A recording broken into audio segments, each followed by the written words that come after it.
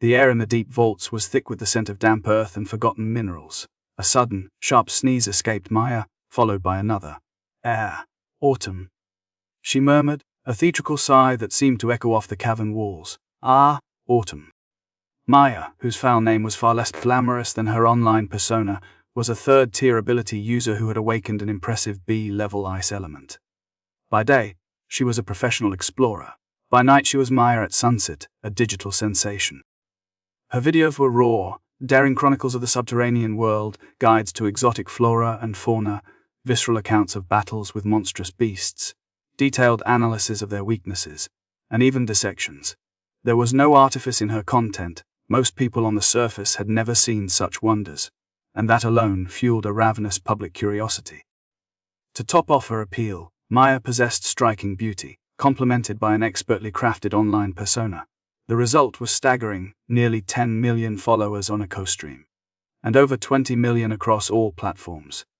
Her early entry into this niche had given her an insurmountable lead. Later aspirants struggled to catch up. I sense it. Maya suddenly pointed a slender finger into the gloom. There is an extremely terrifying fluctuation of ice-type elemental energy over there. The direction she indicated was precisely where Ethan had been moments earlier, having just completed his breakthrough in cultivation. Conrading beside her raised a skeptical eyebrow. He and Maya were business partners, a partnership forged from mutual ambition. Connor himself was a third-tier advanced user, wielding A-level combat ability. The four others accompanying them matched him, all mid-tier third-graders whose varied abilities averaged out to B-level strength. They had formed a team of superhumans in Crystal Haven about a year ago. Maya had approached them with a clear proposition for collaboration.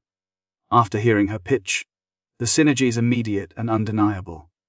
Since she was the star, the face of the operation, someone needed to manage the filming, guard the perimeter, handle the logistics, editing, and product promotion. These men were perfect. They hadn't made a mistake. With an account boasting over 20 million followers, Maya Yuxi held immense earning potential, ensuring substantial revenue sharing for all involved. I spend less time in the underground world than before, Connor thought wryly, but I earn just as much. All thanks to Maya.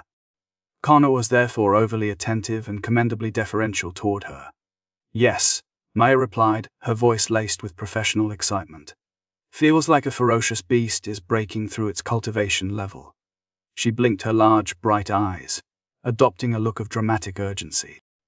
Captain Connor, let's go take a look. This could be a once-in-a-lifetime opportunity.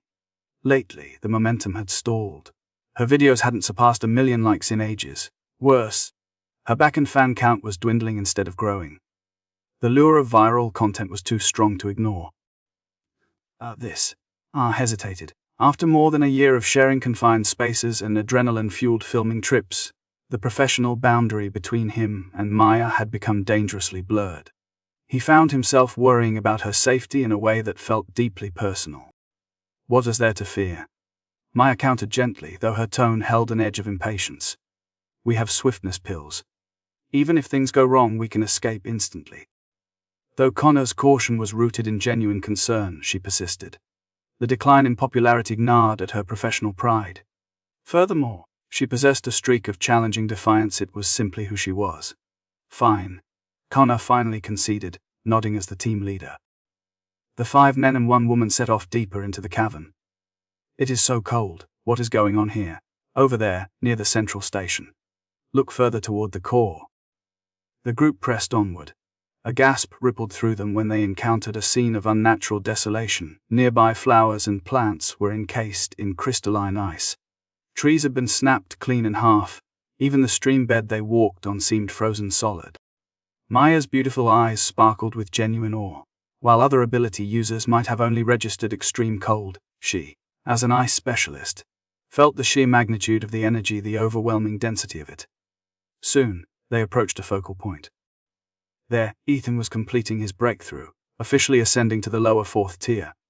The group had been spotted by Ethan's subtle detective skills. Run! It is a beast. This icy power must have come from it, Connor yelled, pointing toward a dark figure that materialized into view. Hearing this, the team instantly fumbled for their swiftness pills, preparing to ingest them. They had secured a substantial share of profits. They weren't going to die easily now.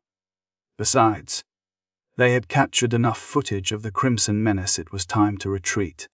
Wheat, not a beast. Maya's voice was sharp, her eyes wide as she pointed ahead. A human figure. Connor froze, his jaw slackening. Such terrifying elemental power hadn't been generated by some monstrous creature. It emanated from a person. How powerful must the ice-type energy within this man be? The group advanced cautiously. As they got a clear view of Ethan, he returned their gaze. He saw the filming equipment in their hands and instantly understood they were a professional live streaming team operating deep beneath the earth. Ethan had no interest in them. He had no intention of engaging. With a dismissive flick of his head, he turned and walked away. Maya was momentarily stunned into silence. Usually, when teams of superhumans encountered her, there was always some pleasant exchange after all. She possessed the kind of looks that commanded at least a few stolen glances. It was rare to see someone like Ethan simply glance and depart. But what truly arrested Maya's breath was not his demeanor but him. The boy looked barely old enough to be 22. She, by contrast, had already reached 25. The sheer icy power radiating from his breakthrough was indisputably several times her own. No, it felt like more than 10 times. In short, it was outrageous. Maya herself was a graduate of an elite supernatural abilities university, surpassing the vast majority of superhumans in the field. Yet, at this moment, she felt a gap open before her, a chasm so profound it seemed insurmountable. Fortunately for her career, Ethan did not choose to communicate with them. If he had known that she was only 19 years old, a freshman who had spent mere months on campus, she likely would have suffered an immediate collapse of her professional ego. In the days that followed, Ethan remained deep within the deep vaults, maintaining a relentless hunt for the Crimson Menace. The kills piled up like trophies of war. The flow of evolution points grew rapidly, an inexhaustible stream fueling his ascent. A few days later, the hunt reached its crescendo. With a decisive flick of his wrist, Ethan hurled a massive ice spear. The next moment, the spear plunged into the chest of the Gale demon wolf nearby, leaving a gaping wound that was almost too grotesque to behold. Any ordinary person witnessing such a scene would surely feel a chill deep in their bones, perhaps even haunted by nightmares for days to come. The crystals within the Gale demon wolf shattered violently, testament to the sheer, devastating power of Ethan's strike. He felt the points accumulate and murmured softly, "That is enough. I should head back now." He could feel it, the bloodthirsty aura within him had accumulated to an overwhelming peak. Having lingered in the deep vaults for so long, he had slain countless the Crimson Menace. If not for the unique nature of his awakening ability, Frozen Throne would have been dangerously out of control by now. He was deeply satisfied with what this excursion had yielded. First, there was the Strank Ice elemental ability Ice and Snow Crown, which had evolved into the magnificent Frozen Throne. Second, he had bolstered his foundational realm, which originated at the 3rd tier middle realm. When they first arrived, it had been promoted to 4th tier lower rank, a full 2 realms stronger.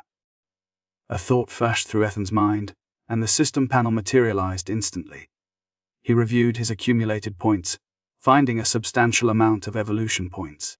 His skills listed spearmanship at Great Master, martial arts at Intermediate, Ice Prism Ring Bodhi at Advanced, Ice Extreme Flash at Advanced, Ice Blade at Master Level, Ice Seal Shield at Master Level, Ice Burst Technique at Advanced, Divine Investigator Technique at Master Level, Extreme Illusion Killing Array at Advanced, and Frost Spear Continuous Attack at Advanced. His companion beast was the Ice Prism Giant Python, ranked 5th rank upper tier. Add some Extreme Ice Illusion Killing Array. After a moment of reviewing the panel, this was his first impulse. While First Day Continuous Attack was immensely powerful in its own right, it relied on stacking combos to maximize damage. To achieve the highest burst potential in the shortest time, he still needed the unparalleled foundation provided by Extreme Ice Illusion Killing Array. The cost flashed 27,000 evolution points for upgrading Extreme Ice Illusion Killing Array from Advanced to Master Level. Instantly, countless the damages of the Ice Sword swept through Ethan's mind. The Master Level proficiency meant every movement of the array was now deeply ingrained and perfected. He sensed that the number of summoned Ice Swords had reached a terrifying 20. Now, the impact force of each blade approached 10 tons. 20 such forces combined, the resulting power would be astronomical.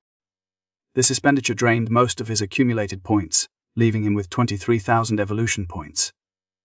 Next, he allocated points to Ice Extreme Flash. Rapid displacement was always invaluable. The cost was 4,800 evolution points for upgrading Ice Extreme Flash from advanced to master level.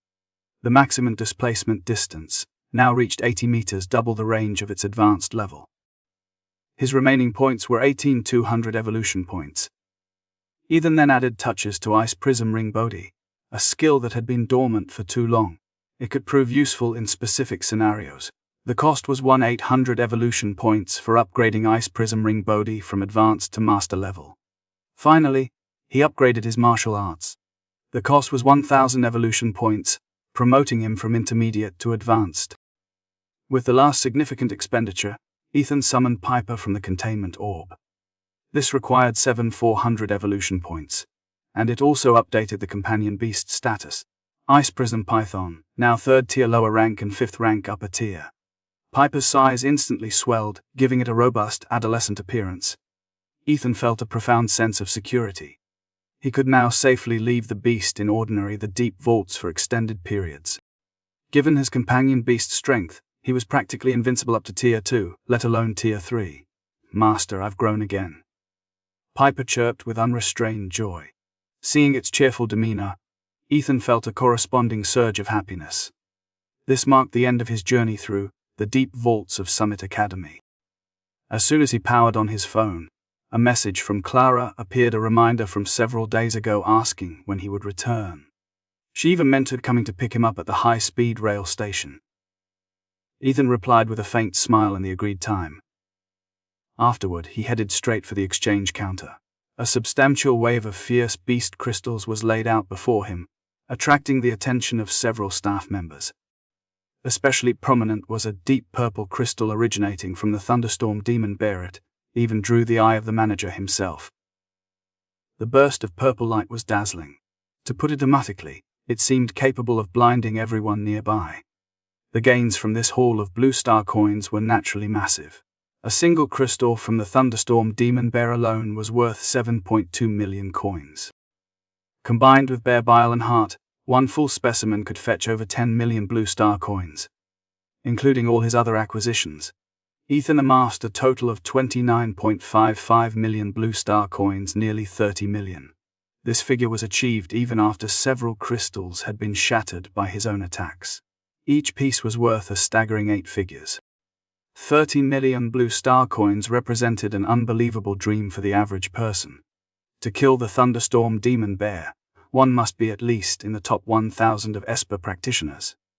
From this perspective, 30 million coins felt negligible. On his way from Emerald March Outpost 2 to the Crystal Haven high-speed rail station, Ethan also dialed the official Crystal Haven Bureau of Supernatural Abilities.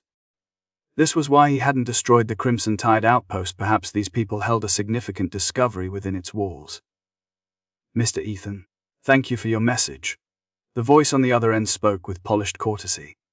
If the news proves true, you will receive a reward of 3 million blue star coins from the Crystal Haven official Supernatural Abilities Bureau. Okay, Ethan acknowledged, nodding slightly. While 3 million coins might not represent a fortune to him right now, it was certainly better than nothing. The moment she stepped out of the Grand Citadel Academy high-speed rail station exit, a hush fell over the gathering crowd, quickly followed by whispers. Look at her. She is absolutely breathtaking. Breathtaking. I mean, look at that figure, divine. Her legs are flawless. I could stare at them all day. She wondered who she was waiting for. A slender silhouette emerged into the bustling thoroughfare, and every pair of eyes seemed to track her movement. It was Clara. It was late October in Grand Citadel Academy, nestled deep within Athelgard Empire.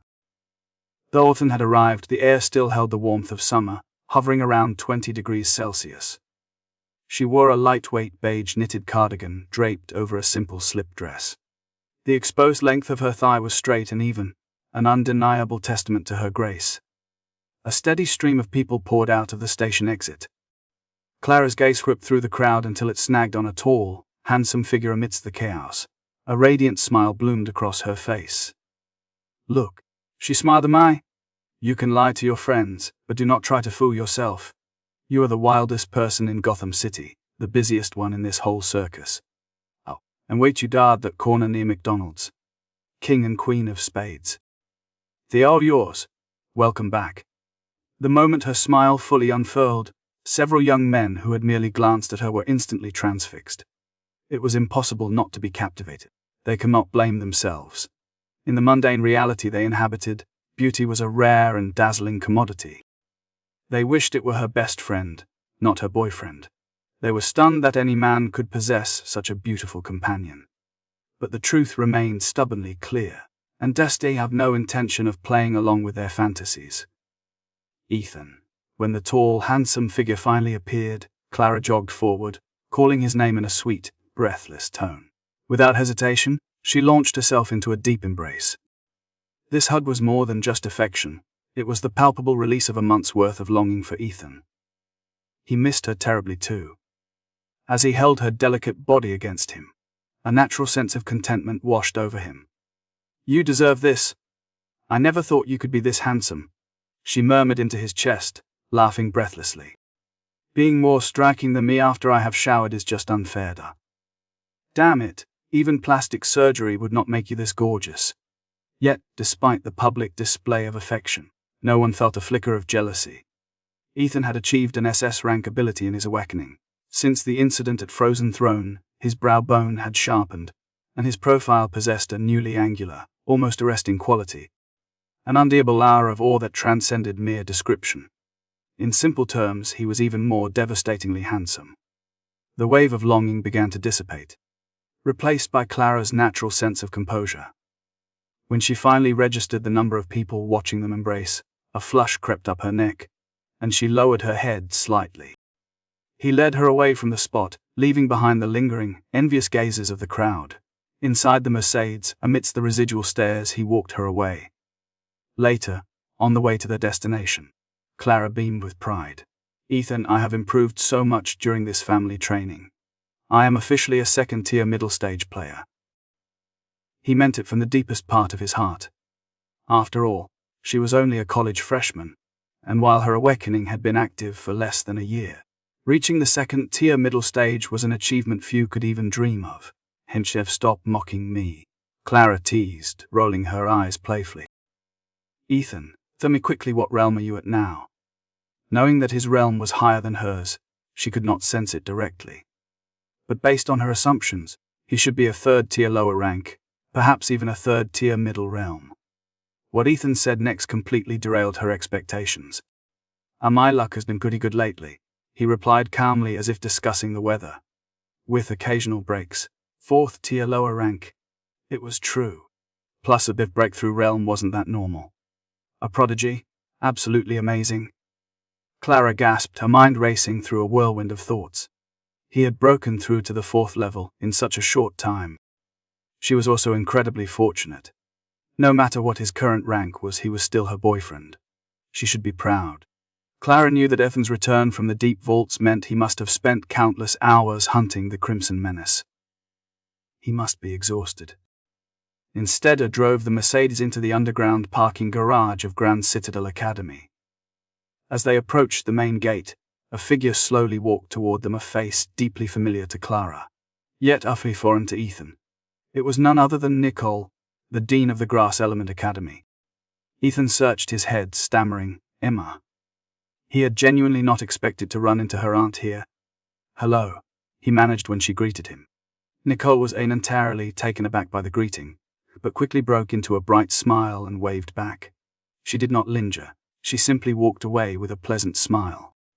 Then and around, she watched their figures gradually disappear into the distance, sighing softly to herself, it is so good to be young. Ethan returned to his dormitory. In the living room, Liam was enjoying barbecue skewers. Brother Ethan, you are back. Want a couple of skewers? Hearing the door open behind him, Liam turned around in surprise. To have such a discerning reader. 3 days later, the first tentative rays of morning sunlight streamed into Ethan's dormitory, gently rousing him from sleep. After a quick meal at the cafeteria, he made his way to Thomas's residence. The recent events, the Whispering Glacier Springs, The journey to Emerald March Outpost 2, and the passage through the deep vaults had left Ethan with a torrent of unanswered questions. He wondered about the Silverwood Institute, the supreme rank upper-tier fierce beast, and the soul-devouring king. He was eager to press Master Thorn on every detail. At the gates of Thomas's residence, Ethan greeted the waiting bodyguards with casual familiarity. He had become a frequent visitor over time. "Brother Chun, have you eaten yet?" The guard shoved warmly. "Ethan, it's been too long. Master Thorn is already waiting inside. Go on quickly." Ethan nodded, accepting the good humor of the staff. The timing made perfect sense. It was late October, and payday loomed, casting a cheerful glow over the estate. He entered the residence. "Ethan, go back. How was your soak in the Whispering Glacier Springs?" Thomas asked, his smile warm. "It was incredibly comfortable," Ethan replied with genuine satisfaction. The spring had done more than soothe him. It had allowed Xiaoist to evolve from a mere ice prism snake into an ice prism giant python. Its highest achievable realm now stood at the 5th rank upper tier. "By the way, Master Thorn," Ethan began, his curiosity piqued, "do you know of Silverwood Institute?" He remembered Avery's parting words at the Crystal Spire Hall. "Ethan, if you come to Silverwood Institute for further studies, feel free to find me." The opportunity felt too potent to ignore. Thomas's expression shifted instantly. "Silverwood Institute. How do you know of it?" The academies whispered about the sole institution in Silverwood Metropolis offering unique abilities. Its faculty boasted 8th rank grandmasters, and even 9th rank saints offered guidance. One could find heaven and earth treasures there, including skill books rated SSS or higher. To enter through conventional means required a journey to the Blue Star world and achieving a top 100 ranking in the Genius competition, a feat limited to espers under 22. With hundreds of millions competing annually, news of Silverwood Metropolis was meticulously blocked from the Blue Star world's internet by an unseen force. Only those at the Grandmaster level were privy to its existence, as it hosted an annual gathering for 7th rank Grandmasters from across the entire planet Earth, the elite espers and above.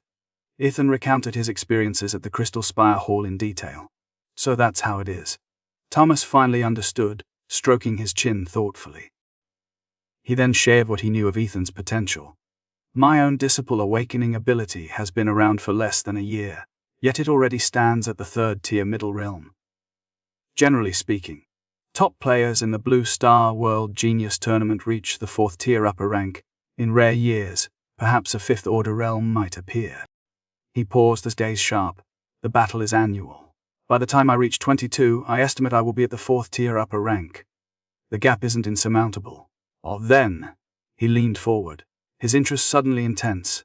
"And what of your own realm?" Thomas's stay intention was merely to gauge Ethan's foundation. But the result that greeted him stole his breath. 4th tier lower rank. And not just any 4th tier lower rank, it was solid, immutable, possessing an incredible firmness that spoke of genuine mastery, impossible to achieve through mere drugs. Even Thomas, a seasoned 7th tier ice grandmaster, felt a profound shock. A first-year university student, holding a stable 4th tier lower rank. It was unbelievable. If this were revealed, who would believe it? But the evidence lay right before them. Whether others believed it or not, Thomas knew it to be true. A wave of overwhelming pride washed over him. He could not believe he had become the teacher of such a genius. "Master Thorn, what is it?" Ethan asked, noticing the complex mixture of awe and surprise on his mentor's face.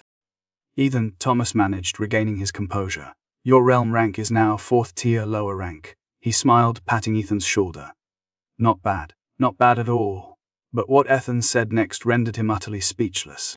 "Master, my superpower has evolved too." Superpower evolution. Thomas narrowed his eyes. S-class abilities could evolve. That implied a minimum of an S-rank ability, potentially even higher. After a moment to collect himself, Thomas led Ethan into the backyard.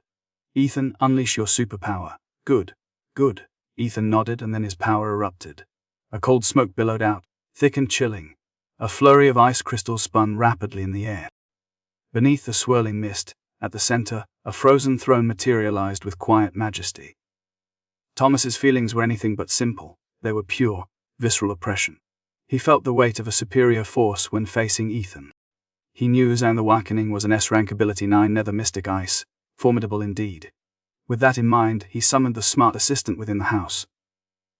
Xiaya, detect her supernatural abilities. The sire received it, testing now. A phantom image flickered into existence. Then, the phantom emitted bursts of light, scanning and analyzing the scene before it. This is an explosion of SS rank ability. Accuracy rate greater than 99%. There is no information regarding this ability in any known human database. Shall we name it? Xiaya concluded. A gasp escaped Thomas's lips. SS rank ability. Magnificent. Truly magnificent. He looked at Ethan, his joy palpable and overwhelming. It is my found fortune to have such a disciple. As Ethan grew stronger, so did the excitement in his teacher's heart. Ordinary superpower data was stored in vast databases. An SS rammed ability was astronomically rare throughout human history, making its absence from known records entirely expected.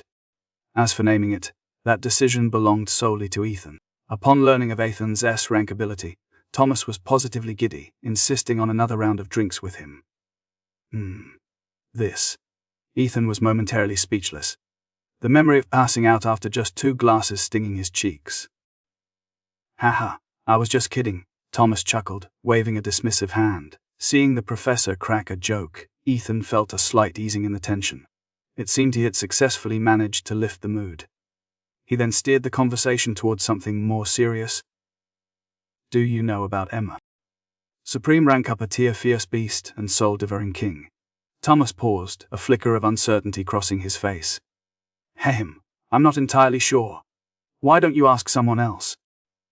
Ethan took the dismissal to heart. He pressed the matter, but even after carefully searching his memory, Thomas merely shook his head, admitting ignorance. If even teacher Thomas doesn't know Emma, then who could? Ethan murmured to himself. He quickly narrowed down his options: Georgia, the brilliant administrative assistant, or Robert, the principal of Grand Citadel Academy. He had already asked Georgia, and she had been uselessly vague, a predictable outcome.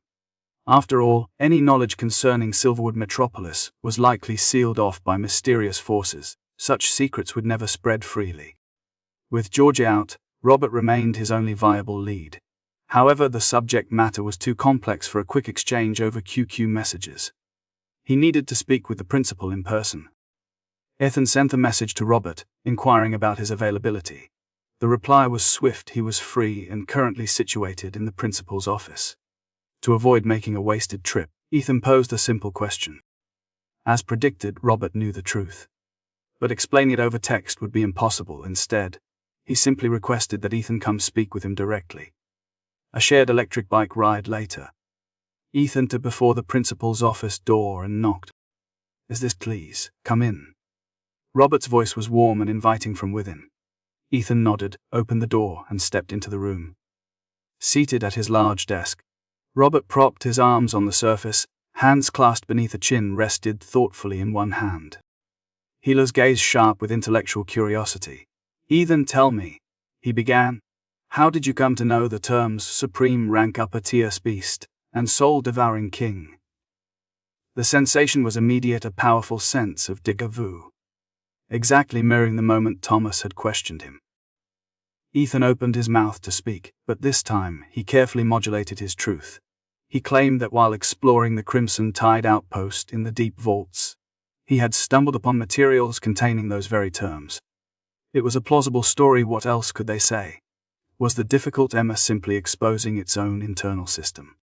Despite Tao sounding slightly far-fetched, Robert chose to believe him. The principal leaned forward, adopting an academic tone.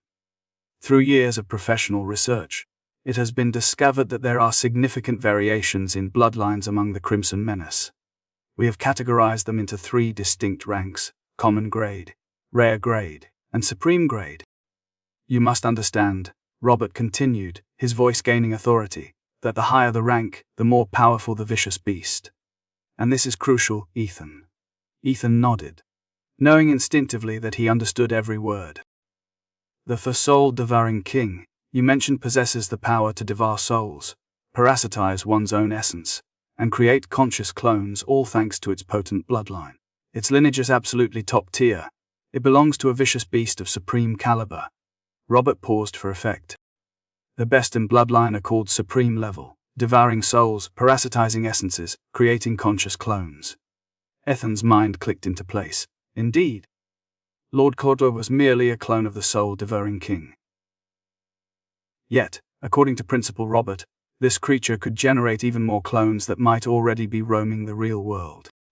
And when we speak of supreme-level vicious beasts, we are referring to the number of digits in their classification. Robert explained, continuing his lecture. It is a further subdivision. Lower position, middle position, upper position increasing from front to back. The power at this soul level is terrifying. It is absolutely impossible for anyone without the top-tier bloodline within the vicious beast lineage to possess it or. Thank you for the explanation, Principal Robert, Ethan said, genuinely grateful. As the head of Grand Citadel Academy, his insights were invaluable. Robert smiled faintly. By the way, Ethan, do you still have that pass for Lost Ruin number 7? Ethan replied instantly. Yes, I do. What's up? The principal then explained.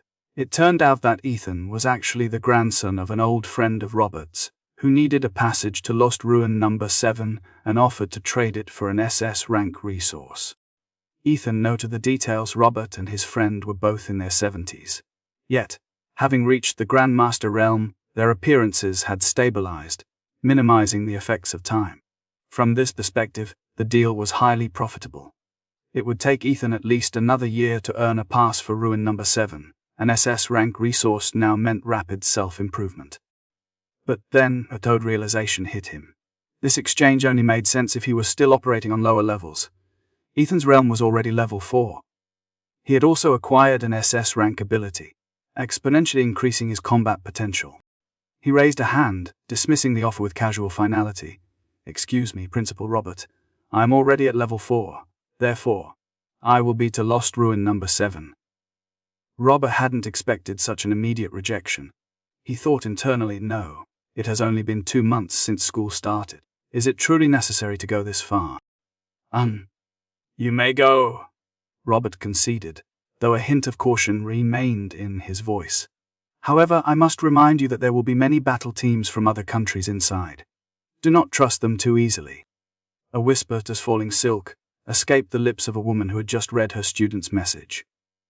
She possessed an ethereal beauty, a porcelain perfection that seemed too delicate to withstand the slightest touch. Her eyebrows were like distant mountain ranges veiled in mist. Her eyes held the depth of autumn waters, glittering with concealed starlight and hinting at the vastness of the cosmos. Her nose was finely sculpted and upturned, complementing lips naturally stained a vibrant rose hue. But what commanded attention most was her hair, a cascade of snow-white silk that flowed like a silver waterfall, deepening into a gradient of rich amethyst at the tips. A purple bloom rested delicately within its expanse, clad in a gown of purplish-black fabric, light as woven gauze and embroidered with subtle patterns. She exuded an aura of noble mystery. This was virtual. Her current power was the S-rank ice elemental ability called Divine Frost Mystic Ice. At only 30 years old, she had already reached the 8th rank upper-level realm, a pinnacle few mortals dared to dream of. Furthermore, her awakening as an Esper with ice abilities was a rarity. She stood recognized as the most potent ice element user on the realm of Etheria. The student who sent the message was Avery, whom Ethan had met inside the Crystal Spire Hall. Avery recommended that Rachel undergo awakening, noting that within months, he himself would reach the 3rd-tier middle realm. Ethan's current standing was in the 4th-tier lower rank. Truth be told, even without Avery's urging, Rachel already knew the truth about him. She had been observing, waiting for the moment an autonomous awakening or a mutated S-rank ice elemental user would surface on the realm of Etheria. It was nearly a pity that despite his astonishing cultivation speed, he'd reaching the 3rd-tier middle realm in mere months. His awakened power, as far as she could tell, remained confined to the S-rank ice elemental ability. Sigh, I wonder when this realm of Etheria will finally witness an autonomous awakening, or perhaps a mutated S-rank ice elemental user. Rachel sighed, her brow furrowing with profound contemplation. Thank you for the reminder, Principal Robert. Ethan bowed, offering his thanks. While he harbored no easy trust for battle teams from other nations, they had expended considerable effort, and gratitude was due. He left the principal's office. He rode a shared electric scooter across campus to the dormitory opposite his own and rang the bell. The door opened before the echo of the chime faded. Standing there was Clara, dressed in a battle suit the color of polished silver white. A smile, warm and effortless as a spring breeze, graced her features. The design of the uniform was undeniably flattering, accentuating every graceful curve of her figure. "Ethan, Eve, come." Her bright, lively eyes blinked up at him, holding an undisguised anticipation. Not long ago, a mischievous thought had taken root in her mind. Since Ethan's realm had improved so rapidly, she simply had to spar with him. Of course, a real fight. She might not last more than a few moves, but that was based on certain conditions. The premise Ethan would suppress his realm to match hers. She reasoned that given how quickly he had progressed, his skill proficiency shouldn't be insurmountable. After all, mastery came from practice. This wasn't a game, there was no button for instant expertise. Just an hour prior, he had mastered the SS-level grass element skill, Thorn Thrust, and was clearly on a hot streak. From these two perspectives, even if she couldn't match him, she could at least hold her own for a while. After Clara read her request, Ethan readily agreed, which is why he had come to her dormitory. It must be said that Clara's family was immensely wealthy. They had even constructed an auxiliary training room within the dorm itself to facilitate daily practice. Amelia had no objections, and Grand Citadel Academy certainly didn't either. It was a surefire way to make money. As the two entered the dormitory, Amelia descended the spiral staircase. "Hey Chloe, you've really made something of yourself. You've managed to bring a man on his own initiative." She chuckled, teasing her best friend lightly. Looking at Clara's flushed cheeks, she found it utterly charming. Clara retorted, a playful defiance in her voice. Unlike some people who can't even find a boyfriend. What Amelia hadn't anticipated was that Clara wouldn't just blush, she would fight back. With a final smirk, Clara took Ethan's hand and led him toward the training room. Amelia watched the two figures disappear into the distance, a faint smile playing on her lips. Inside the training room, Ethan suppressed his realm to match Clara's second-tier middle stage. Returning to this level of power felt strangely unfamiliar. His thoughts seemed slightly sluggish, and his strength was muted compared to before. Yet, beneath the slight disorientations, stirred a familiar ache. This was the path he had walked. "Ethan, I won't hold back," Clara teased, sticking her tongue out playfully. Ethan raised an eyebrow and chuckled softly. He. It's still uncertain who will be taking care of whom." The air crackled with anticipation as they prepared to clash. Ethan infused a modest amount of ice-type yuan energy into his cold river sky-splitting spear, causing it to shimmer with an icy blue luster. Clara was no less prepared, a long ring of thorny vines wrapped around her longsword. Thorns thrust forward. She cried out, unleashing the S-rank skill she had just learned. The next moment, hundreds of razor-sharp thorns shot toward Ethan with blinding speed. Ethan did not flinch. He first summoned an ice seal shield, then followed immediately with an ice extreme flash. Many thorns embedded themselves in the shield, causing thick plumes of frigid smoke to erupt. Before the cold mist could fully dissipate, a figure emerged from the swirling vapor. Clara had only just realized what was happening. She hadn't even moved yet. Ethan had already closed the distance, appearing behind her and seizing the opportunity to pull her into his arms. He even reached out, gently pinching her waist. Perfect, he thought. Sigh. Ethan let out a long, theatrical sigh, shaking his head. "Your skills to lack enough single-target burst damage." Clara's face puffed up, still unconvinced by the critique. She said eagerly, "Let's do it again, just using our weapons. Please, please." Since Clara had pleaded it so, Ethan could not refuse. 10 minutes later, after a flurry of intense clashes that left both sides reeling, Clara was repeatedly forced into retreat. Finally, she collapsed onto the ground, shaking her head in exhaustion. She was drenched in sweat and panting heavily. With a sigh, she unzipped her battlesuit, just enough. The thing about Emma was that she possessed an undeniably impressive figure, which inevitably led to glimpses of her cleavage. When Ethan's gaze drifted downward, an overwhelming wave of shyness washed over her. She quickly covered herself with a blush-tinged hand, though the heat radiating from her skin made it impossible for modesty to fully take hold. Besides, he was her boyfriend. Giving him a little view wasn't unreasonable. Taking a deep breath, she settled into the moment. Chloe, let me help you cool down. That's what Ethan murmured. Only then did Clara realize the implication. Ethan possessed an ice-type ability, one potent enough to cool her even through the restrictive material of her battlesuit. What a fool she had been moments ago. The flush that had just returned to her cheeks instantly deepened into a furious crimson. As the temperature finally stabilized, Clara laughed breathlessly. I'm done, Ethan, you are truly a prodigy. Not only is your realm improving at lightning speed, but how can your skill proficiency advance so rapidly? She paused, her eyes sparkling with mischief. Or perhaps, am I in the real world while you're playing some game, possessing the golden finger that lets you level up with a single click? She had never expected such an unintentional act to yield such positive results. Her jokes remarkably close, only missing the crucial word evolution. Ahem. Ethan cleared his throat lightly, smoothly changing the subject. Emma says my Piper misses your grace terribly. How about letting these two beasts meet? Clara nodded at agreement. The two companion beasts were summoned from their respective containment orbs. When Piper appeared before Clara and Grace, both man and beast froze. How long had it been? Why had Piper grown so enormous? Sister Grace, the massive creature began with a theatrical whine. It's only been a short time since we last met. Don't you recognize me? I'm so sad. Grace simply stared. Piper realized his mistake and quickly tried to explain himself. Suddenly, Ethan spoke, turning his attention fully to Clara. Clara, there's something else I haven't told you. What is it? Clara's eyes widened with immediate curiosity. My superpower has mutated and evolved to SS level. Ethan blurted out the secret he had kept hidden, fearing she might feel guilty. But now that he thought about it, keeping silent was pointless. SS rank ability. Congratulations, Ethan. Clara's beautiful eyes lit up with genuine admiration.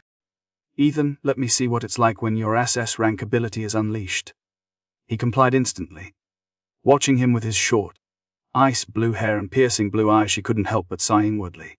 So handsome. There was still 1 month until the opening of number 7 Lost Ruin. To be precise, 4 weeks. 28 days. On that day, Thomas soared through the sky on his companion beast, arriving at Ethan's dormitory to deliver a skill book. Master Torn, thank you so much for going to all this trouble, Ethan said, feeling genuinely touched. For something so simple, he could have simply retrieved it himself. Their insistence on delivering it in person spoke volumes of how highly Thomas valued him. The two entered the dormitory. Brother Ethan, has anyone else come? Who is it? Lime heard 2 sets of footsteps approaching from the living room sofa. When he saw Thomas, a wave of cold dread washed over him. Isn't that him? Is this the extremely strict tutor and dean of Ice Esper School who teaches in class? He managed to stop himself before uttering another word. The next second, Liam realized something was profoundly wrong. Was this still the same stern Thomas from class? Instead of a look of severe disapproval, Thomas's face was alight with genuine smiles. He looked completely different from his classroom persona. You must be Liam, right? I know you, he said warmly. Keep paying close attention in class. Keep up the good work. To Liam's utter surprise, Thomas addressed her first. Thank you, Master Torn. I will work hard, Liam nodded. The two moved to the long table in the living room, and Liam followed behind them, watching with a deep sense of curiosity.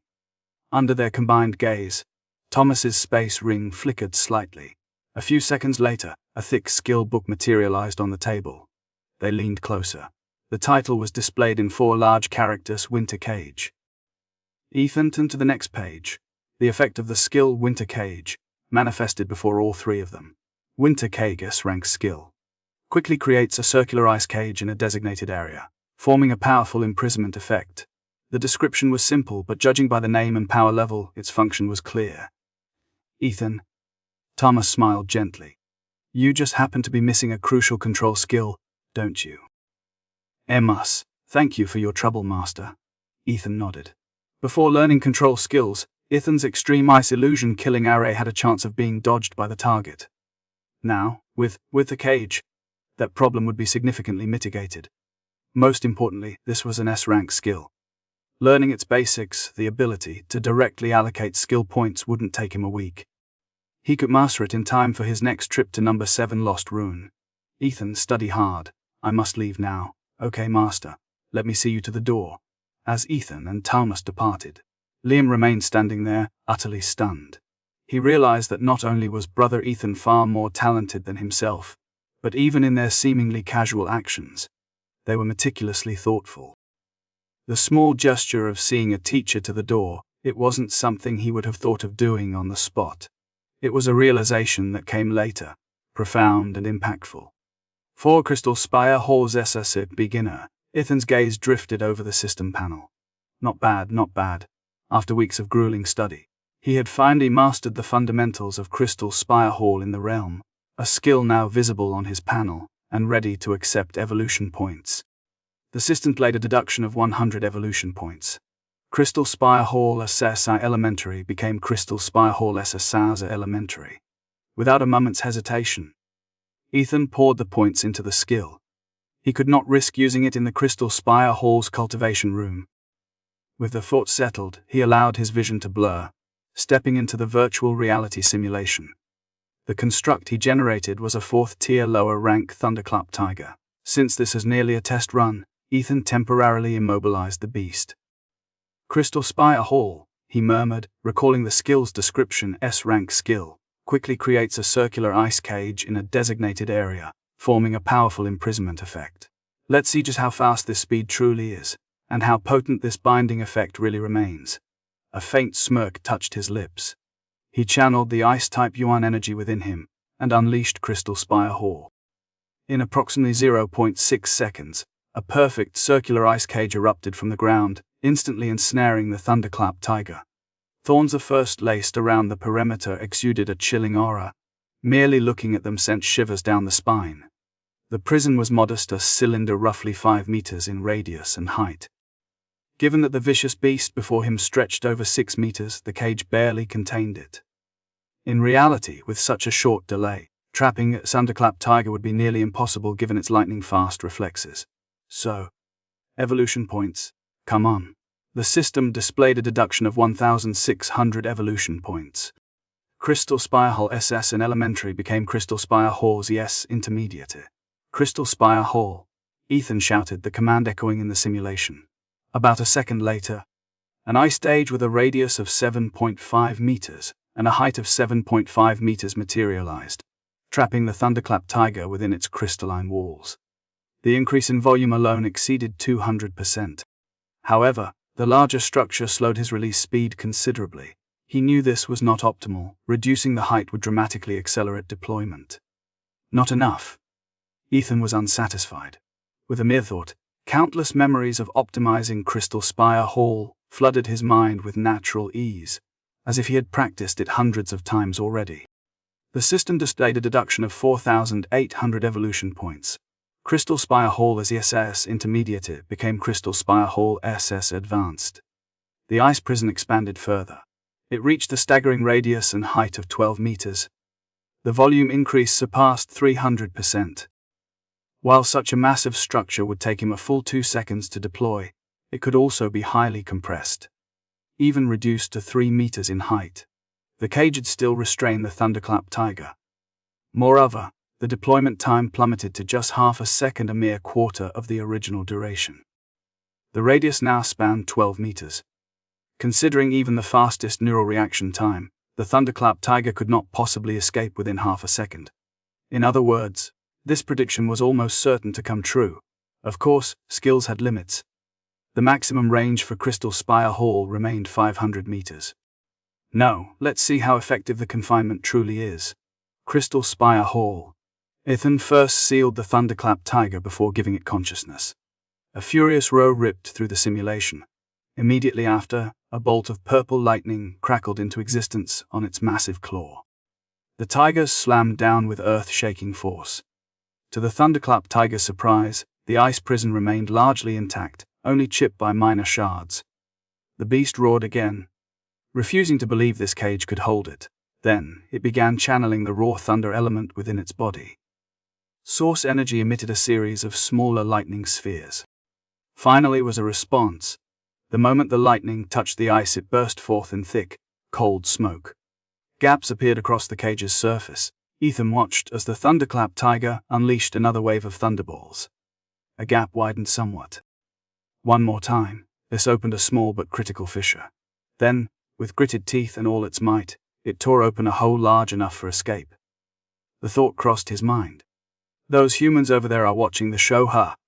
Wait till I get out, and I'll tear you to pieces!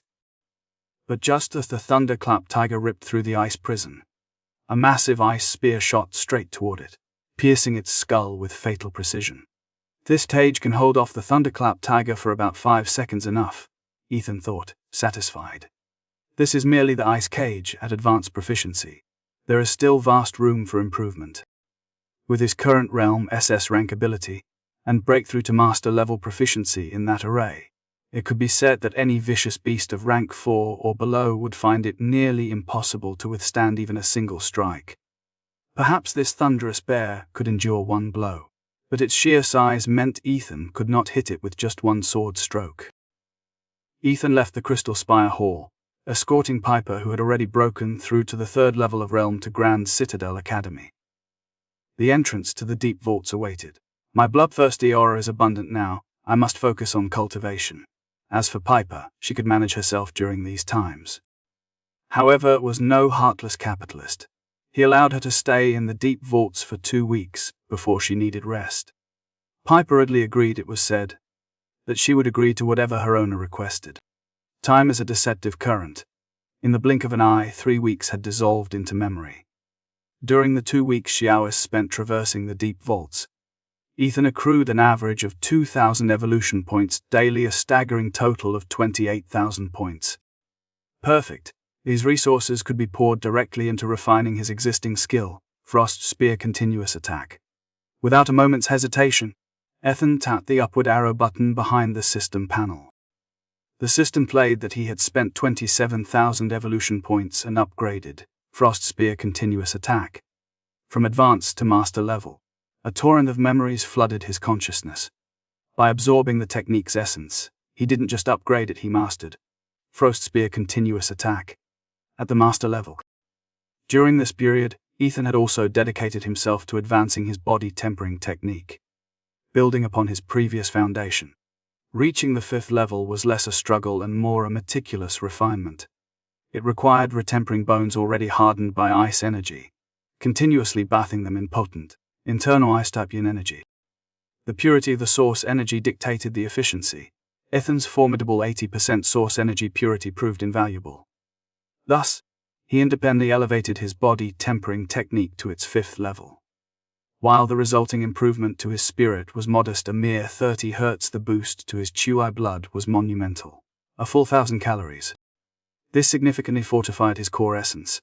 He felt a surge of power, enough now to shatter a level 4 Esper with a single blow. Curiously, if one were to excise a piece of Ethan's bone and break it down, the surface, the interior structure, and even the marrow would not bear the pallor of human flesh. They would glow an ethereal ice blue. His system panel now reflected his progress. His name was Ethan. He possessed 2,500 evolution points. His source energy purity was 80%, and his special ability was Frozen Throne at the SS rating. He was at the 4th tier lower rank, his spirit was 2020 Hz, and his Chu blood was 610 calories. His skills included spearmanship at master level, martial art at advanced, ice prism ring Bodhi at D grade and master level, ice extreme flash at B grade and master level, ice blade A grade and master level, ice seal shield at A grade and master level, ice burst technique S grade and advanced, divine investigator technique at S grade and master level, ice cage S grade and advanced, extreme ice illusion killing array at SS- grade and master level, and frost spear continuous attack at SS- grade and master level. His companion beast was an ice prism giant python, which was a 3rd tier lower rank and 5th rank upper tier. If he were to summarize this system panel in 2 words, opulence would be the perfect fit. Before they knew it, only 2 days remained until their departure. Today, Ethan planned a simple training session to maintain his edge. Afterward, he spent time accompanying Clara for a stroll through the vibrant night market. They walked out of Grand Citadel Academy. As they looked outward, all that greeted them was a dazzling spectacle. Under the neon glow, shops lined both sides of the street, brightly lit and teeming with life. The crowds were thick, a joyous cacophony of laughter and noise weaving together to form the pulse of a lively night market. The air was thick with the intoxicating aroma of countless snacks, stimulating every passing sense. Even at the school gate, Ethan and Clara could smell it. At one barbecue stall, charcoal roared, and the owner expertly flipped skewers, dusting them with various spices. Amidst the swirling smoke, the rich scent of roasting meat hung heavy. Long queues snaked before food stalls, faces alight with anticipation. The streets were a river of humanity. Under a canopy of twinkling streetlights, each shop beckoned passers-by with its unique colors and music. People strolled leisurely, pausing to admire the scenery or browsing until their hearts were full, lost in the joyful chaos that momentarily erased the day's burdens and troubles. Let's go. They arrived at the heart of the market. The moonlight cast long, gentle shadows of the two figures as they walked. On their way back to the dormitory, Ethan spoke of his upcoming journey to number 7 Lost Ruin. Clara knew of the 12 lost ruins scattered across the realm of Etheria, each one a place of profound danger. Yet, she said little. Similarly, they did not press him to stay. She understood that Ethan was not a man prone to lingering in romance. He was driven by the relentless pursuit of becoming an Esper's peak. She simply murmured softly, "Yuan, be careful." "Don't worry, I will." Ethan nodded. They shared the light embrace. "Yuan, you must take good care of yourself." Watching his departing figure, Clara closed her eyes slightly, sending silent wishes for his safe journey. Back in dormitory, Ethan called out to the empty room, summoning Jessie. "Jess. Master, I'm here." Jessie's mechanical voice echoed through the air. "Let me introduce number 7 Lost Ruin. The realm of Etheria contains 12 lost ruins in total," Jess stated. Simultaneously, a luminous screen materialized before Ethan. It displayed a map of Earth's 7 continents, 4 oceans. 12 bright spots marked the approximate locations of the ruins. Number 7 Lost Ruin is located deep within the Crimson Sands wasteland in Athagard continent. It opens annually on November 29th. A single spot of light magnified, revealing simulated images of number 7 Lost Ruin. It was a colossal island, encircled by scalding lava that bubbled and spewed forth. This magma was not the usual fiery red, it was an almost blinding white, suggesting temperatures far beyond normal measure. The island teemed with all manner of crimson menace creatures, never seen in the outside world. Though the numbers were limited, every single one possessed a rare grade bloodline. The terrain was a mix of mountains and plains. On the plains, towering trees rose from the ground, so dense they completely choked out the sky. These massive trees were incredibly resilient, reaching the grade of A alloy, and shone entirely silver, hence their name. Silver iron trees. Grade C herbs grew everywhere. Finding grade B or even grade A was remarkably easy. The mountains housed countless caves. As the images shifted, Ethan also noticed that at the very heart of the island stood a massive volcano. The white lava within constantly boiled and churned. It wasn't photographed in detail, no camera could withstand such extreme heat. This was because occasionally molten drips cascaded down from the peak. It was clear an active volcano, poised to erupt at any moment. The journey to Athagard continent was imminent. Previously, Ethan's understanding of Emma had been confined. Entering No 7 Lost Ruin required a minimum rank of 4th tier lower realm. Now, thanks to George's meticulous information, he knew the precise parameters his realm needed to fall somewhere between 4th tier lower and 5th rank upper. As their departure approached, Thomas presented Ethan with a gift, or rather, a protective charm. It was a 5th tier guardian talisman, crafted by the elite Blue Star technology conglomerate, Saya Group. Valued at an astronomical 3 billion Blue Star coins, it was an annual limited release, boasting enough resilience to withstand 3 full force attacks from a 5th rank upper tier a rank Esper. Its cooldown period was 1 day. Thomas had acquired it through connections, he himself would never need such a thing. "Thank you, teacher," Ethan said, accepting the charm. After fastening the protective talisman to his wrist, he bowed deeply in gratitude. "Don't thank me yet." Thomas smiled faintly, then handed him an analysis watch. This timepiece is equipped with powerful AI computing capabilities.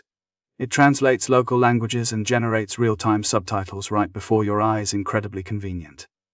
Furthermore, it can analyze any resource within a lost ruin. Its data scope surpasses even the comprehensive database of the Heart in Valor College app. The aircraft took off precisely on schedule, not a minute late. Everything felt unnervingly smooth, almost too perfect. Unseen by him, Ethan had entrusted Piper to Clara's care. Though the creature was visibly reluctant to part with it, it obeyed its master's arrangements. Of course, it thought bitterly, it knows why its owner didn't take it along. I am too weak. Bringing me will serve no purpose, I might even become a burden. I need to gain valuable combat experience by engaging in rampages within the deep vaults. Mid-flight, the moment Ethan settled into his seat, he was approached by a slender figure with long, graceful legs. She possessed a head of strikingly bright, smooth white hair that made him recognize her instantly. "Hi, Senior Sister Sarah," he greeted her. "Hello, Junior Ethan." Sarah paused, visibly taken aback to see him sitting so close. "This flight goes directly to Athelgard Continent. I came you as I possess a No. 7 Lost Ruin Pass. Since it is about to open, I intend to explore and loot some treasures." She observed his casual demeanor. Yet, despite this internal shock, Sarah shook her head, unable to fully accept it. Ethan was merely a freshman. How could he already possess a 4th-tier realm, or even a lower rank? Back when she finished her freshman year, she had only reached 2nd-tier upper realm, struggling toward 3rd-tier lower. She decided to ask directly. Mid-flight, Ethan felt a creeping pang of hunger. On a whim, he reached into his space ring and pulled out a bag of potato chips. He began eating them, one crisp piece after another. Watching Ethan enjoy the snack, Sarah couldn't help but steal glances at him, or rather at the chips in his hand. For her, life had been defined by training. Food was merely fuel, something to consume until satiated. Snacks were relics of childhood she hadn't tasted since she was a girl. Sizzle. Ethan took another bite, producing an audible, satisfying crunch. "Are they really that delicious?" Sarah's desire intensified. She reached out and gently tapped his arm. "May I have a piece?" With a soft click, Ethan handed her a chip. Delicious." Sarah crushed the potato chip between her pearly teeth.